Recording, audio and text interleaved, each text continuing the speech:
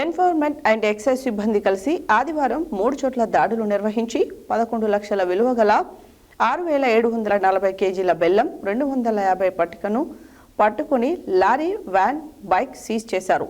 బెల్లం, ఆలంతో పాటు పట్టుకున్న వాహనాల విలువ 23 నుండి 25 లక్షల మేర ఉంటుందని అంచనా వేశారు. ఎన్ఫోర్స్మెంట్ అండ్ ఎక్సైజ్ సిబ్బంది కలిసి ఆదివారం 3 చోట్ల దాడులు నిర్వహించి 11 లక్షల విలువల గల 6,740 కేజీల బెల్లం, 250 పట్టికను పట్టుకొని లారీ, వ్యాన్, బైక్ సీజ్ చేశారు. బెల్లం, అల్లంతో పాటు పట్టుకున్న వాహనాల విలువ 23 నుంచి 25 లక్షల మేరకు ఉంటుందని అంచనా వేశారు. సిద్దిపేట జిల్లా ఉస్నాబాద్లో లారీలో అక్రమంగా వెళ్తున్నటువంటి 8,000 కేజీల బెల్లం, 200 కేజీల పట్టికను స్వాధీనం చేసుకుని 3 వ్యక్తులను అదుపులోకి తీసుకున్నారు.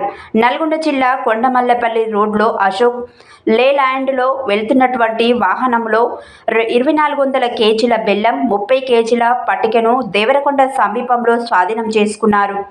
నిర్మల్ ఖానాపూర్ ప్రాంతంలో ఎక్సైజ్ సిబ్బంది బైక్పై తీసుకువెళ్తున్నటువంటి 340 కేజీల బెల్లాన్ని, 20 కేజీల అల్లంను ఒక వ్యక్తిని అదుపులోకి తీసుకున్నారు. బెల్లం, అల్లంను స్వాధీనం చేసుకొని వాహనాలను సీజ్ చేసినటువంటి ఎక్సైజ్ ఎన్ఫోర్స్మెంట్ పోలీసులను ఎన్ఫోర్స్మెంట్ డైరెక్టర్ షానవాజ్ కసీం అభినందించారు.